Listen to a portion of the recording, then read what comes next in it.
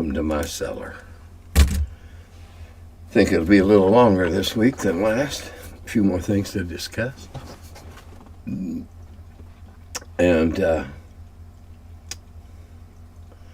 we'll see where we go tonight. This is an odd comment, and I'm not making fun of it. I'm just don't understand it real well. We look forward, Tim, to getting players' reactions to your readings. Okay, I see. I remember now. D20 delving, or delving D20. I think it's D20 delving is a Kickstarter that's going right now, and I really would encourage you to go look at it. It's a next generation of the old dungeon board game. Except it doesn't have the certainty and inevitability of dungeon. And yes, I'm getting involved in it. And yes, it's got this QR code thing that you can scan on your app, and it will read all the cards. And contrary to what some people seem to think, I'm not just doing one of them, I'm doing all of them. And I've been working with the creators of the game to jazz this part of it up. It's going to be unique, so I thought, well, let's make it special. All right, that's that. A classic way to deal with the backseat GM is just ask them, would you like to run the game? In my experience, 90% of the backseat DMs have no real interest in running a game. They just want the entire game to go their way. That's a very good observation and very true. I have though. Be careful before you do that. That's kind of like a weapon of last resort, because I've heard of a couple instances. Well, yeah, I'll do it next week, and it was just awful. And oddly enough, I haven't heard anything going the other way about, oh wow, we found a great DM. Yeah, you're right. Most of the time they have no interest. They just want it to go their way. And if you don't do it their way, well, then you're not a good DM. Good DM being a very subjective concept in their brains.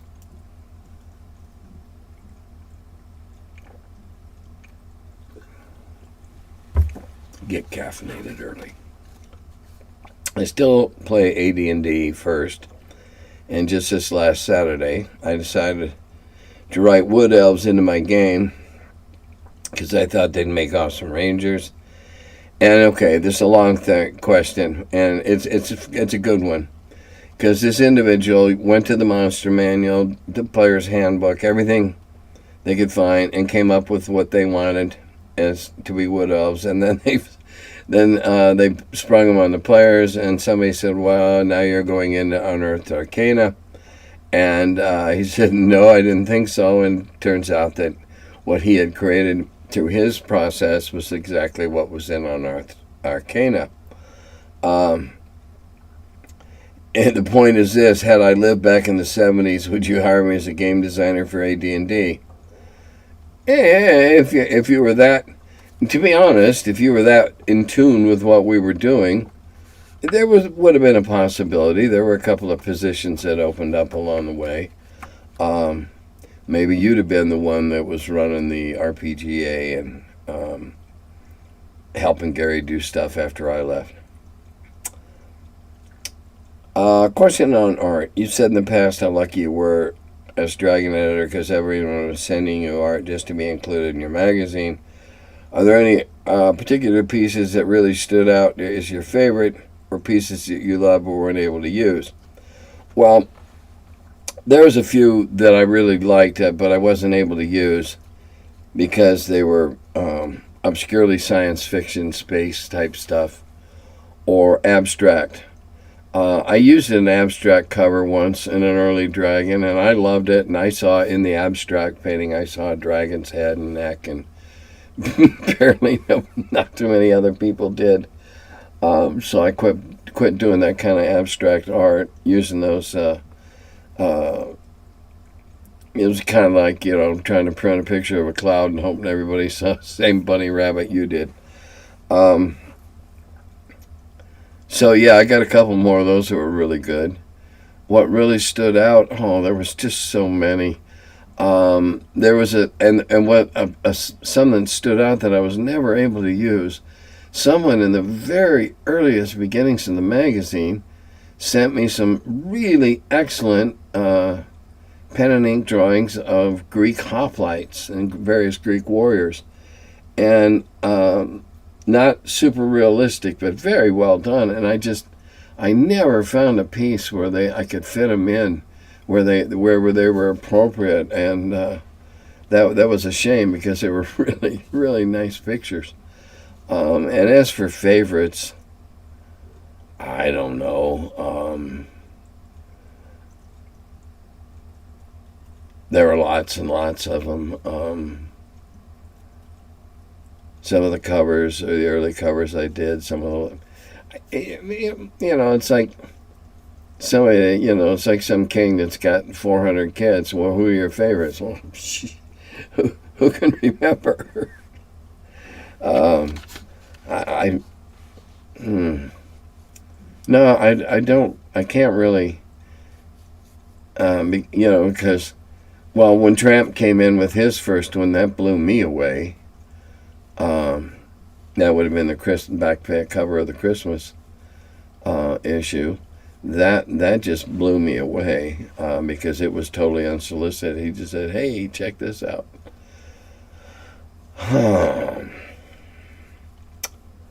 Had the pleasure of playing Wheel of Blame. Oh, okay. These are unsolicited. I swear. Sometimes a conversation gets going on in the comments sections or after these videos. And of course, you'd know that if you were there and reading them, if not adding any of your own. Anyway, had the pleasure of playing it with Tim twice. I encourage anyone who wants to have a ton to give it a try. Just have to remember to check the creatures for treasure more often. Glad you're keeping well. And then someone else seconded that for Shizzle get along to one of Tim's games. They are really fun. Well, thank you. Yes, I'm going to be doing another Wheel of Blame online here in a couple of Saturdays, I guess. And trying to get together with the guys in Okinawa for a fourth time. How do you deal with the difficulties of underwater adventures? What are some of the tricks you use to deal with the obvious problems of drowning in water pressure, reduced speed, fighting in three-dimensional spaces? And it goes on to, and I'm going to get the others so I can roll it all in one. Do you adopt rules from other sources for this, or if you crunch the numbers yourself? What recommendations do you have for research rule systems that might apply? And what other problems with underwater scenes would you draw attention to that might not be obvious? Okay, and then there's the next question or the next comment has an answer to it that fits into this one also. Well, in a Wheel of Blame, I do sometimes put them underwater, and if they find themselves underwater, they find themselves with a bit of shell stuck up their nose, and it enables them to breathe.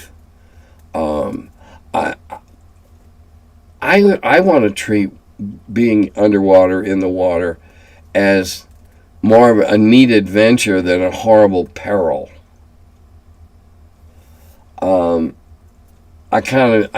If they were diving in 100 feet of water, I would probably ignore pressure and all that and say that this magic piece of shell shoved up their nose takes care of that too. I don't need to get into the physics of the bends and the weight of the water and compressing your rib cage and all that kind of stuff. It's fantasy. It's fantasy. They don't mess around with it in the movies. Why should I in the fantasy? It just doesn't has no appeal to me to get into that kind of nitty-gritty thing. As far as combat, it's all relative. The underwater creatures like the sharks or something of that nature, fish, barracudas, some sort of predatory fish, they would, in relation to the players, they would be hasted. And that takes care of the difference right there because it's all relative.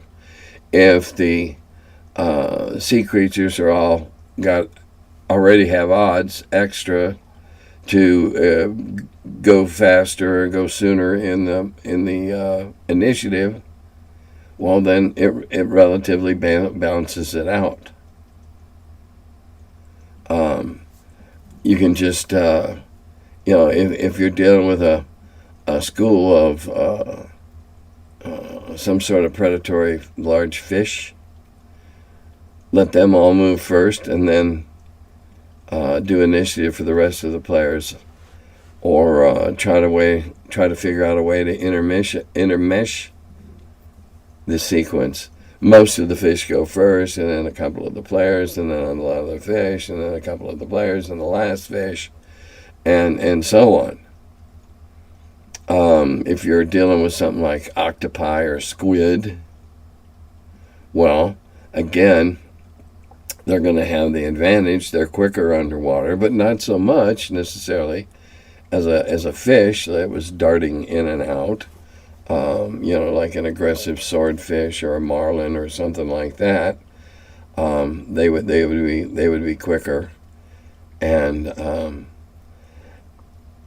what kind of melee are you going to get in? Are you going to get the fish trying to swim by and bite you while you're trying to poke them with a trident or the point of your sword or whatever? How you're going to adjudicate something like this, and the speed of the opponents, of the combatants, both of them, just kind of blend that all into a thing. And you're not looking for physical science realism. You're looking for something that works good and gives a fantasy feel and is a lot of fun and seems, if not realistic, plausible. And I know sometimes to be plausible, it has to be realistic, but I think there's a fine line there when we're making up stuff in fantasy. I wouldn't get into blood pressure or anything like that. In the three-dimensional, we do fight some three-dimensional battles in a dungeon when you have stuff that's jumping out of the ceiling and spiders that have height advantages and what have you. We already do that a little. It's not that much harder.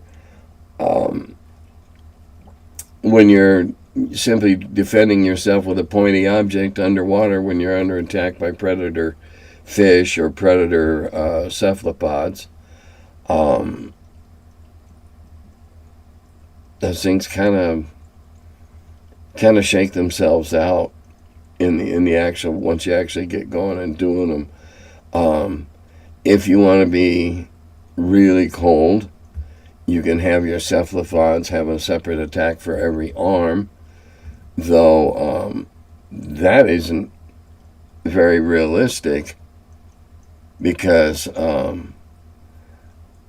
neither octopi nor squids use all their arms, all their limbs to do one thing, except behind them when they're escaping. So you can, if it's got 8 arms, you can give it 4 attacks. And give it a couple arms that can do a defend. Besides, you can make it a hard, more arms, more limbs do more in defense than fewer limbs. With predatory fish, it's just going to be, as they're trying to get you and you're trying to poke them on the way by.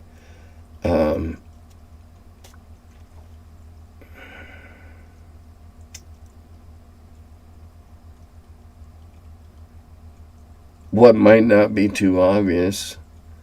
I don't know. It depends on how real do you want to get it. You could fatigue would be a very crucial aspect of doing anything prolonged underwater. Whether it's just trekking along the bottom on your way somewhere, because our bodies aren't designed for being underwater, we exert more energy trying to get there or through it. The effects of fighting underwater, you could, if you wanted to be realistic, start imposing fatigue penalties.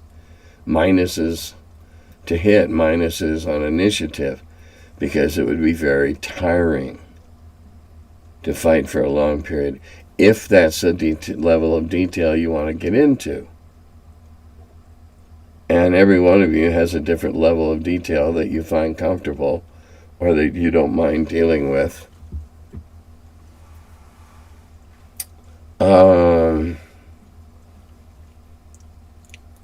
Okay.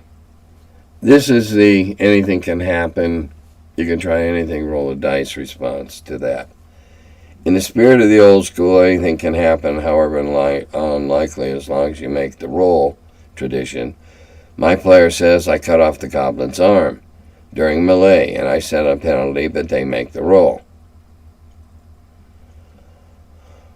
Okay. Number one, I don't do called shots, except in extremely rare circumstances. Why did the player want to cut? What use did he have for a goblin arm? Just, I swing, I roll, I strike. Why the arm? Okay.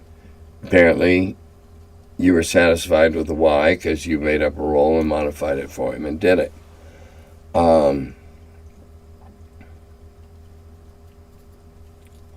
How would I interpret damage in terms of hit points, both initial and ongoing from blood loss? Well, now, let's talk about blood loss a minute in the context of the last question, underwater. Anytime, if you're gonna get into wounds, as opposed to the way I view it as fatigue and tricks and skills, in my case, viewing it that way might reduce the number of hit points they had. If you view it in terms of slices and dices and broken bones and blood loss, then you better think real carefully about that, because any predatory marine life that uses scent is going to be all over you, literally from miles away. Something to think about. Now, back to the other question, cut off his arm. Well, in my world, that the shock of that would be enough to incapacitate them, drop them to the floor where they would bleed out. I mean, let's face it, losing a limb, unless you've got somebody there to slap a tourniquet on for you, you're going to bleed out. There are lots of wounds that you can take that you can't tourniquet yourself and keep yourself from bleeding out. Femoral arteries, there's a good one. Main arteries in your arms, depending upon where it is. If you got one arm and you're trying to tie something onto a stump up here because there's nothing down below, that's exceedingly difficult, and a lot of blood's going to get into the water. And my God, a great white shark can smell one drop, whatever a pharmacist's amount is, that's a drop, miles away. So going anywhere underwater where you're likely to have to fight anything is a really serious consideration, and you might want to think about it again. All right. What about, and also along with this, what about NPC actions, run, freeze, berserk, attack, etc.? What does a rule of thumb you suggest for this type of anything can happen? Well, the whole point is, the rule of thumb is anything can happen.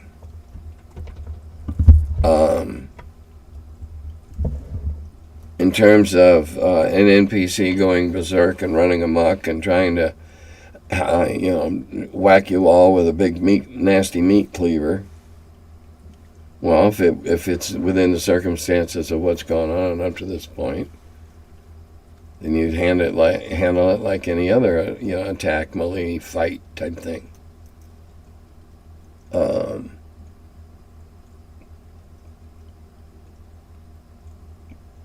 Anything can happen. Generally applies to the players. And of course, there are some things that I wouldn't even give for a nat 20.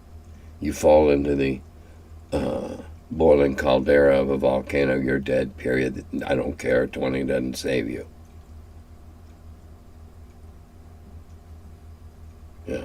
No, you can't jump 140 feet up the face of a cliff on a roll of 20. Nah.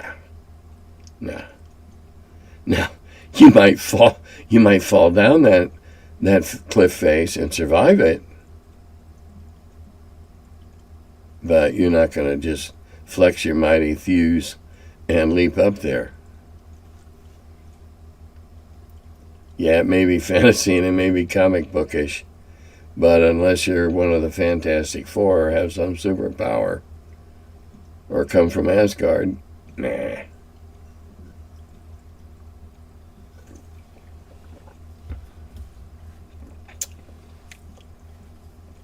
Planes, realms, and dimensions.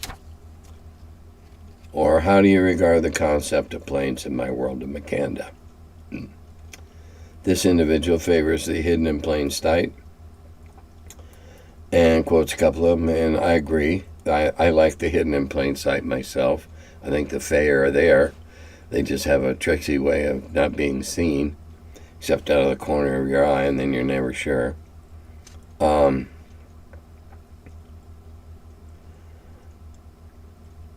Okay, I don't mess around with planes and dimensions very much. I'm not into campaigning anymore, so I don't feel the need to. I look at Fae inhabiting a realm, not a plane, not a dimension, a realm that exists in our dimension on our plane, but only if you know how to see it, know what to look for, or can see it through an innate or magically enhanced gift. Now, elves being the obvious exception because they choose to manifest and be seen and interact with humans. But the rest of the Fae, to one extent or another, I give a chance of not being seen if they don't want to be. That's the whole part of the Fae. That's part of what makes them Fae.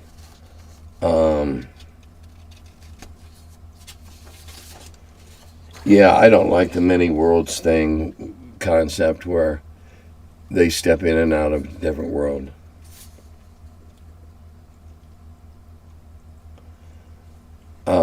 And this goes on about intersecting universes and worlds and all that. And yeah, okay, I mean, there's some good books out there that have those concepts, but I just don't choose to use them. I like the realm within our plane. That's what I like. It makes me smile. Is there any topic you've been wanting to talk about that we haven't asked you about yet? No, because if I told you I wanted to ask me about something, it would sound like I was bragging. And I do a Q&A once a month for the top level Patreon subscribers. So that would be the place to get to the risque stuff that's not suitable for work. What the hell I talk about there, I have no idea either. How often do I get to play D&D these days? Well, if I go to a con and I run 5 of them at each con I attend.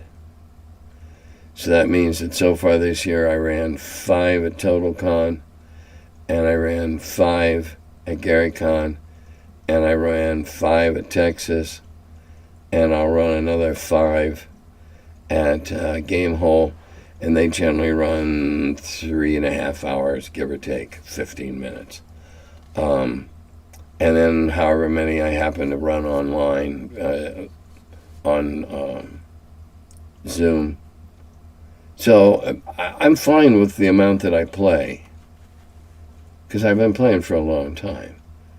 And I'm much more, I've always been more into board games. I'm making this on Thursday night or early Saturday morning. And on this just past Wednesday, you may have noticed I'm wearing my Viking shirt. I played 878 Vikings with a couple of buddies, and you all are speaking Norse now, not perverted Anglo-Saxon. Crushed the English. But I had some of the most phenomenal die rolls. Of course, the game before, the week before, I couldn't hit the wall if I threw the dice at him. So, that works out. What's my fantasy army of choice, and what's the paint scheme? Well, if I was going to paint up another army, and that's a big if, so big it can't be scaled, it would be dwarves. They were the first armies I painted up were dwarves. Old Kriegspieler, Duke Siegfried's dwarves with the straight pin ringmail. And the colors would be earth tones. Seriously, earth tones. And bronze and copper colors, natural ore colors. Apologize if you've already been asked this, but did I meet anyone of renown during my time at Carbondale? Yes, Tom Wham.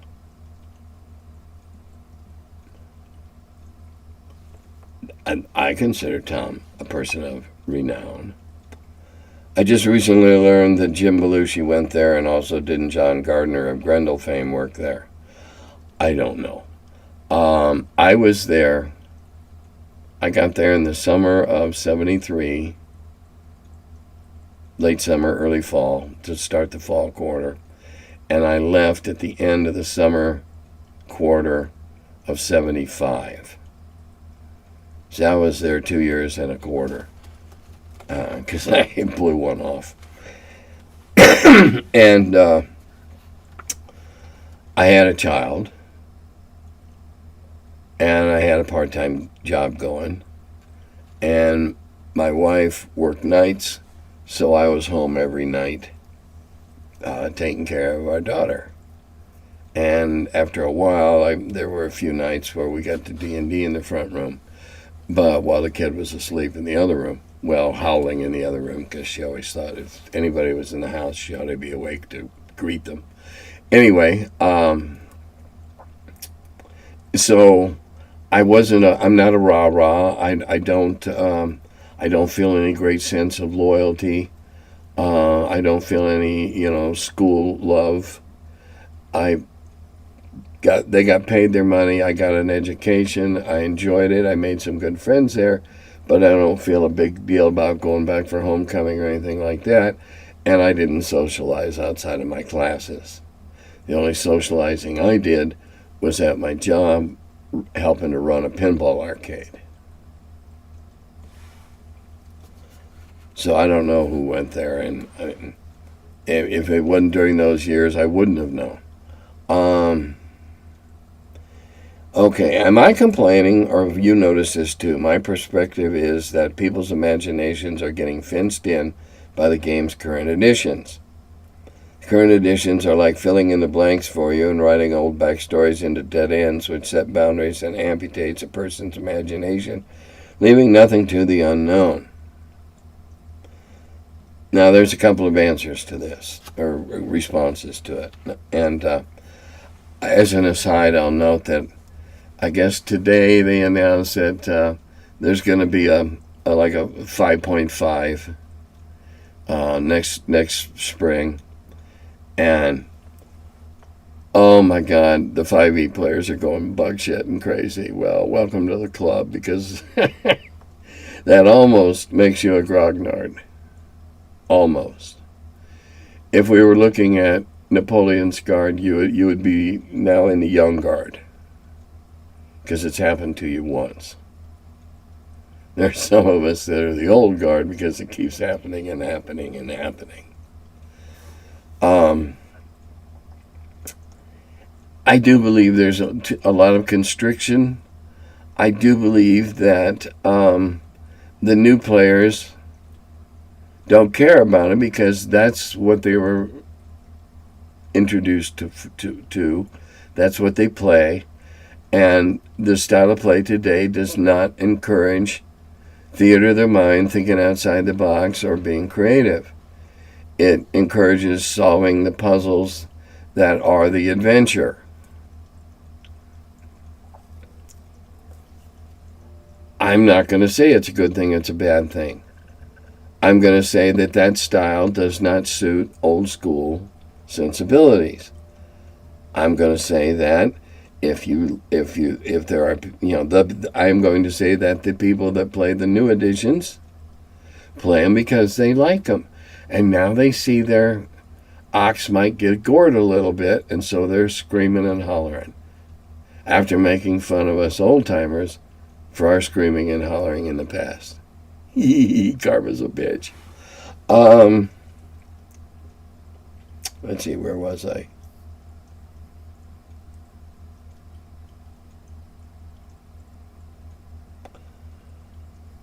Okay, all right. That's right. We fenced in. And there was a reply. The entertainment industry spell is difficult to shake off. Going to a good used bookstore with a large fantasy science fiction and fairy tale sections, and without a cell phone, might help. By good, I mean cheap. That's right. All the ideas you could possibly want in the world are already in those books. All you got to do is lift them, tailor them, buff them up, polish them a little bit, and put them in your game. And another comment was that they should have left some of the lore unanswered, but pop culture is a major factor and determines outcomes. The lineage of the game should not be forgotten. Okay, let's talk about lineage of the game and being forgotten. I know where the game came from, and I don't care what edition number it is. I was there on ground floor. I was there at the beginning. That's fine. Do I think in 50 years anybody's going to know my name? Nah. Do you know who designed Monopoly? Or are the arguments about who designed it? Yeah, okay, but I mean, okay, take that game. Do you know the name of the person that designed it? Do you know the name of the person that designed Trivial Pursuit? That was an amazingly powerful, hot game. I don't either. I'm not trying to shame you. It happens. The background gets forgotten. I've heard criticism of corporate D&D's franchise practices as lore bloat, which is a pretty good summation. I agree. I hadn't heard it before, but I agree. I see what they mean. The history of RPG scenarios is interesting. Apparently, the Judges Guild was the first company to sell pre-written scenarios, and they had a loose agreement with TSR in the early days. Tim can speak more on this himself, and I hope he does. Well, the first company that had approved stuff was We Warriors. They did that Princess module, and they did character sheets. And as far as I'm aware, nothing else, just those things. Then came Judges Guild, who, yes, did have an agreement with TSR, and TSR did vet their stuff. Not edit it, vet it. Because that was part of my job when I started. So yes, that is how it happened. But just to add, at a certain point, the Bloom TSR behemoth generated enough of their own scenario products to disassociate from Judges Guild. Fast forward to the Hickman Project Overlord, aka Dragonlance, and an integrated entertainment line scenarios and novels that became a big hit.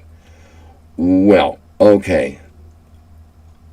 As I've said many, many times, Brian Bloom was an idiot, and between him and his brother Kevin, they had about 3/4 of a brain.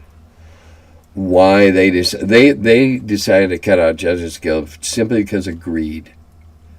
They wanted to print all that stuff and make all the money. Well, Judges Guild said, okay, fine, we just won't say it's made for D&D, and they continued making stuff, and it didn't hurt them very much. Because they'd already made themselves a name. Now, I was not there during the Dragonlance years, so I couldn't speak to that.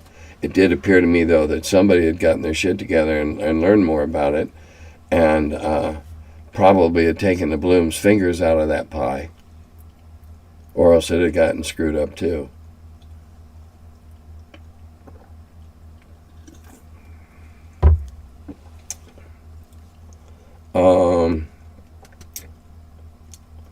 Let's see. It's a skip and a jump from the Hickman success to the franchise-heavy corporate D&D marketing system we have today, where advertising and PR cloud helps to drown out indie creatives and presents a uniform series of official product, lore, source books, scenarios, novels, comics, and movies that intentionally implies other products to be illegitimate. Well, perhaps that's just my view of it. No, you're right. Every ad agency, every ad writer worth their salt is going to write something that implies that their so-and-so, their left-handed sprocket is the best left-handed sprocket there is. They can imply that all other left-handed sprockets are pale imitations. Of course, that's advertising. Your widget is better than my widget. That's what you're going to say. Whether they could be, we could have a third-party contractor making widgets for both of us. We each put them in our own box, and they're the same widgets, but we're going to say ours are better, and you're going to say yours are better. Well, that's advertising. Whatever you might want to criticize WotC for, the Wizards for, you can't criticize them for the fact that it's been so damn successful, and that there's so many people playing 5e. They've got big time, big business people. I mean, let's face it, they do have Hasbro, the brain trust, to draw upon. And they figured out, okay, this is the way we want to do it. This maximizes our return and gives us the greatest control over our product and our product's image. No mystery there. Have they done it? Yeah. Are there good reasons for them to do it? Yeah. Does it drown out creatives and small guys? Yeah. But that's always been the case. The new guys are always drowned out by the established guys. Some of the new guys will successfully overcome being drowned out and will then become mediums or large-sized guys themselves. That's the nature of commerce and capitalism.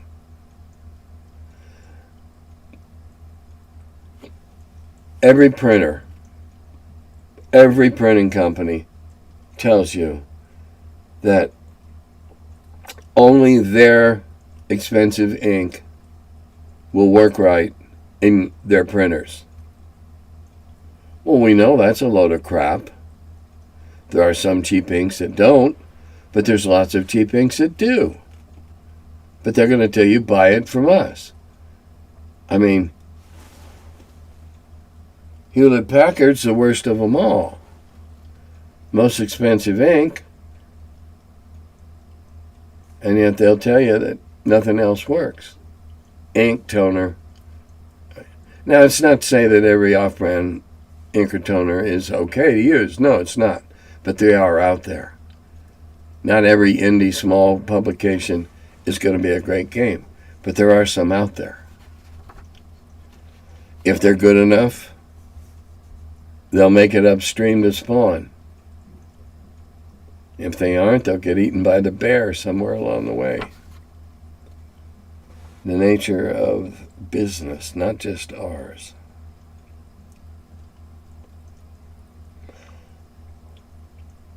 I feel there is enough leeway in the actual mechanics of any RPG for players to use their imaginations beyond the implied limits of any pre-processed scenario. The only thing that really hampers imaginative play is the relationship between the DM and the players, right? Right. If the players find backstory inspiring, that's a good thing. To me, as long as the principle of anything can happen, no matter how unlikely, as long as you make the roll, as long as there is always a 1% or 5% in a roll 20 chance for success of some Hail Mary attempt, then I think players will be able to outgrow any constraints. I don't think the products will constrain most people's play. I hope you're right. I really do, and there's no sarcasm there. I really do hope they are. Let's see, what else have I got here? Oh, already read that one. Oh, running close to the end. Okay. Oh, I like this. Yeah. I have some self-adopted grandkids. They're from 11 to 14. They want to play some AD&D. Do you think I should do a one-shot with pre-rolled characters or sandbox? They've never played before. And then the next person goes, good on you on several counts. Great ages to get them into RPGs. No judgment or snarkiness intended here, but even with a one-shot pre-written scenario with pre-gems, the only thing not sandboxing about it would be the character creation, right? And then goes on to say that they like character creation and they think that might help explain the game. Okay. Where do I begin here? First game, pre-gens. And give them beefy, give them the gang from Predator. Not with the guns and stuff, but, all badasses. And make it almost comic bookish on that first one. Have a great time. Just let them run amok. Let them have some bad consequences. Let them have some good outcomes. Run amok. And I would make it very sandboxish in that you got to start them somewhere. You got to give them a goal. But if they want to, like the old fairy tale, follow your nose, and you end up getting lost because every time you look at a bird or a squirrel, you follow your nose. If you want to let it go that direction, that's up to you. It's going to be a lot of work. Let them diverge a couple, 3 times along the way in this first game so that they realize that they can, that there's, more than one way to get there, more than one way to skin a cat, more than one way to read the magic writing. And then, if they like that first one, and you got to sell the first one as, okay, tonight you guys are all going to be badasses. All right, I'm giving you these characters to play. These are the roles you've been assigned in the movie we're going to write in our minds. And you're all going to be badasses. Trust me. Those numbers don't mean a lot right now, but believe me, you're badasses. And, give them good pre-gens with, plenty of points and some, some magic and Um, you know, you can write real simple, short descriptions of magic. Magic sword cuts really sharp, extra damage. Whatever. Real short, real sweet, and introduce that concept. Give them lots of potions. Tell them they're like a Red Bull. And just let them run amok on that first one. And if they enjoy themselves, the next time you get together, okay, now, wasn't that fun? That was just a big Hollywood budget movie. Now we're going to go write our own story, and we're going to start out with our little handheld cameras, and we're going to roll up characters. And we're going to have new characters to play that have some limitations and then some strengths.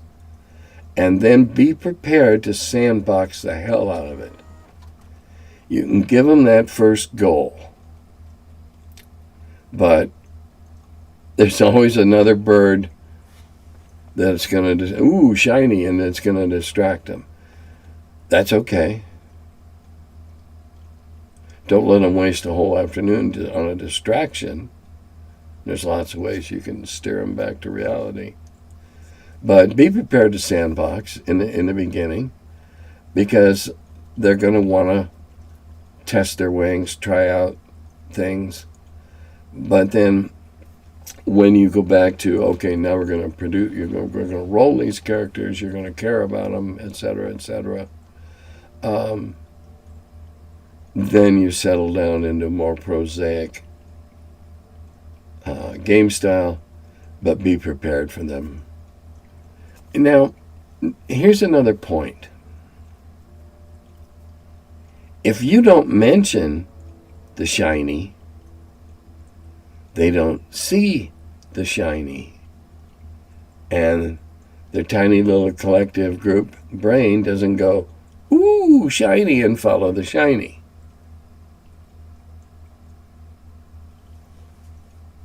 Keep that in mind. If you want a sandbox adventure, you are going to create it by giving them lots and lots of hooks. There's a hook over here. There's a hook over there. There's a hook up north. There's a hook back behind in the south. Okay? You're going to give them lots and lots of hooks. That's how you start a sandbox. Don't worry about which one they're going to take. You can't guess. Wing that first one. Then go home. Polish it up. Start working on some of the other hooks they're liable to go to. And as long as you can, if you're playing normally a 3.5 hour session, we'll just pull that number out of the air. Okay, normally you get together on Friday nights and you play for 3.5, 4 hours. And after 3 hours, the objective of the night's been pretty well fulfilled. Then throw them a bone. And, there it goes. And as they complete an objective, find a mysterious scroll that speaks of something. Oh, man, that's even cooler. And go check it out.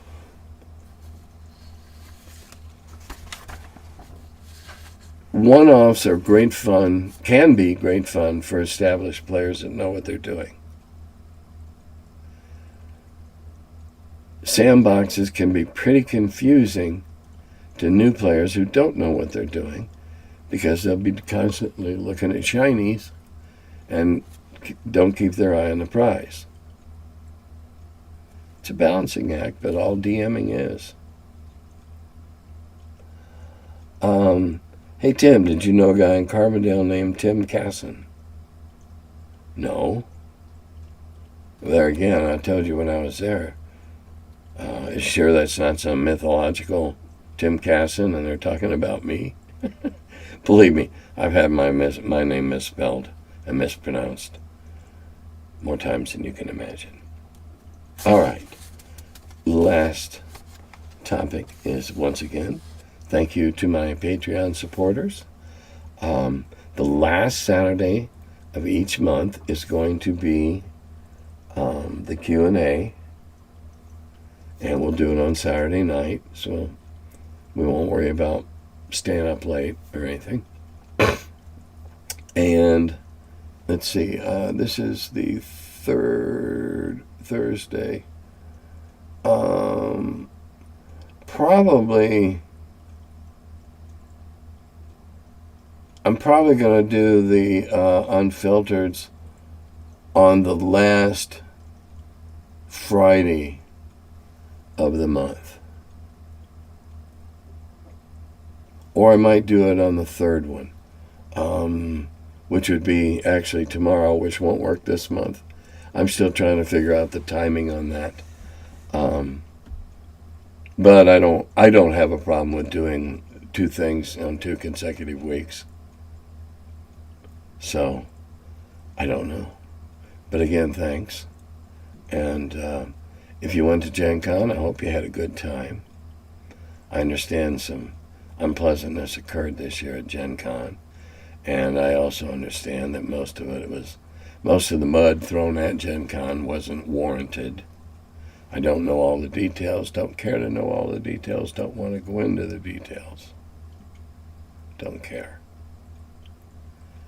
Look at the Kickstarter, D20 Delving. Check it out. I think I've seen the game components, I've read rules and all this stuff, and it looks, I think it's going to be a really fun game that will appeal across a number of age levels, including you can probably play this with younger kids, older than what you could have. Well, the old dungeon game was fine as long as the kids could read. But I guess this will apply too. I don't know. You have to hear more from the developers and the designers for that. And that's all I got. So, Dodata Gobi.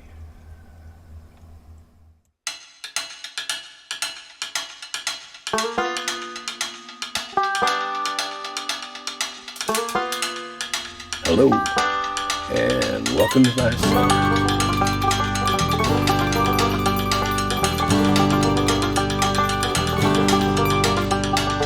He's the curmudgeon who wrote about the dungeons. Now he's the feller, live from the cellar. Talks about D&D and old school RPGs. Still quite a feller, the curmudgeon in the cellar.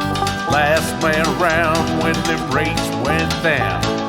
Called it Gary in that Lake Geneva town. Hey Gary, it's an awful mess.